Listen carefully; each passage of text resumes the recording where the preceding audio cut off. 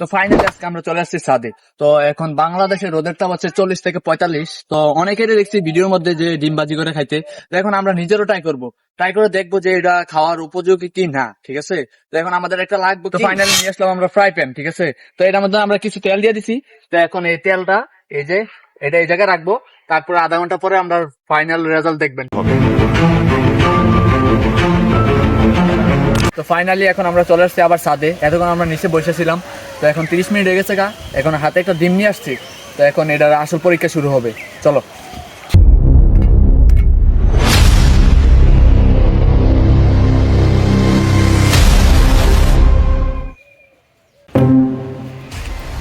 তো গাইস, আমাদের first mission fail. আমার যেটা মনে হচ্ছে এখানে তেলটা একটু বেশি হয়ে গেছে তার জন্য এটা হইতেছে না। তো এখন আমরা তেলটা একটু কমিয়ে তারপর আবার ট্রাই করবো।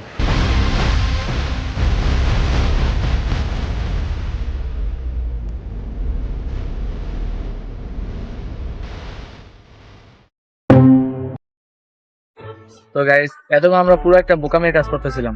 এতক্ষণ যে ডিমটা ভাজার চেষ্টা করতেছি ওইটা ছিল একটা ফ্রিজের ডিম।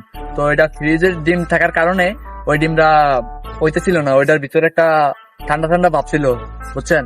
তো এখন আমরা কি করব, দোকান থেকে একটা ডিম আনবো। তো ফাইনালি আমরা দোকান থেকে একটা ডিম নিয়ে আসছি। তো এই ডিমটা আবার হইবো 100% হইবো, কারণ এই ডিমটা এখন দোকানের ডিম। এটার ভিতরে একটা গরম গরম ভাব আছে। তো এখন দেখতে থাকেন আমরা কি করি।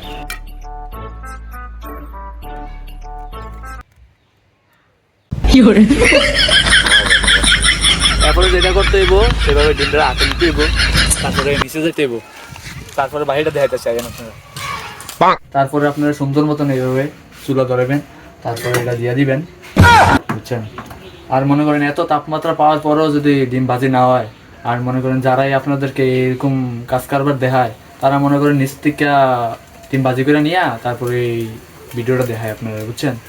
ওইটা বিশ্বাস করেন না। তো এই মিশনটা আমরা একেবারে পুরোপুরি ফেল যায়। মনে করেন ছাদও ডিম না বাজ্জা, গ্যাসের চুলার মধ্যে ডিম বাজ্জা ভাত খাইবেন, সুন্দর ভাত খেতে পারবেন।